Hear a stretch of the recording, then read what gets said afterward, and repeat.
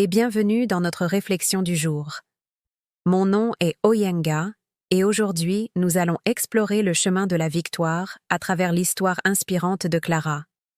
Imaginez un stade, vibrant d'une tension silencieuse juste avant la tempête. Clara est là, au centre de tout, le cœur battant la chamade. À côté d'elle, son coéquipier Marco murmure « Tu es prête ?» Elle répond, plus déterminée que jamais. Plus que jamais. Soudain, les projecteurs s'allument, transformant le terrain en une véritable arène de gladiateurs.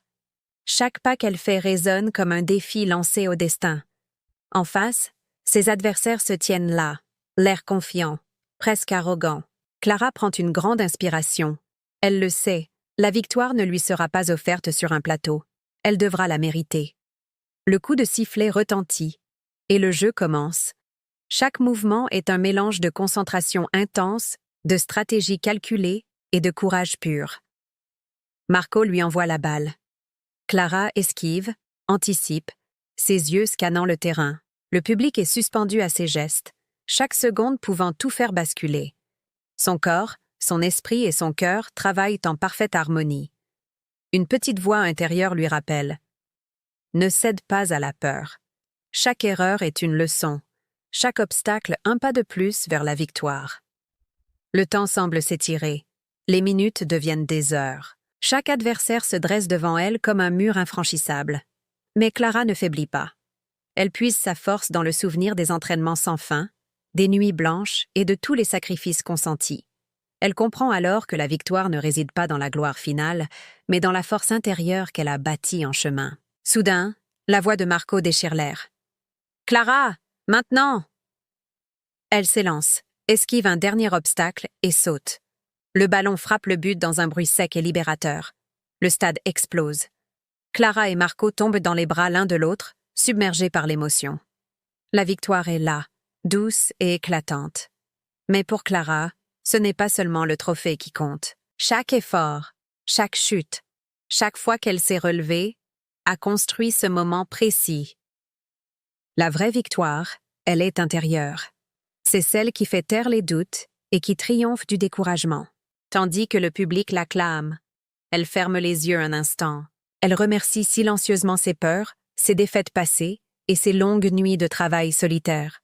« Nous l'avons mérité », murmure-t-elle. Cette histoire nous enseigne que la victoire n'est pas un instant de gloire fugace, mais bien le chemin parcouru pour l'atteindre. Chaque obstacle franchi, chaque échec surmonté, chaque souffle donné est déjà une victoire en soi.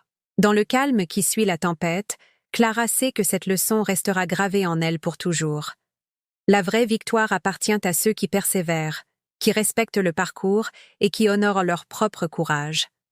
En réalité, la victoire est le fruit des efforts, de la persévérance et du courage. Elle ne vient jamais par hasard. Elle récompense ceux qui ont cru en eux et qui ont travaillé sans relâche.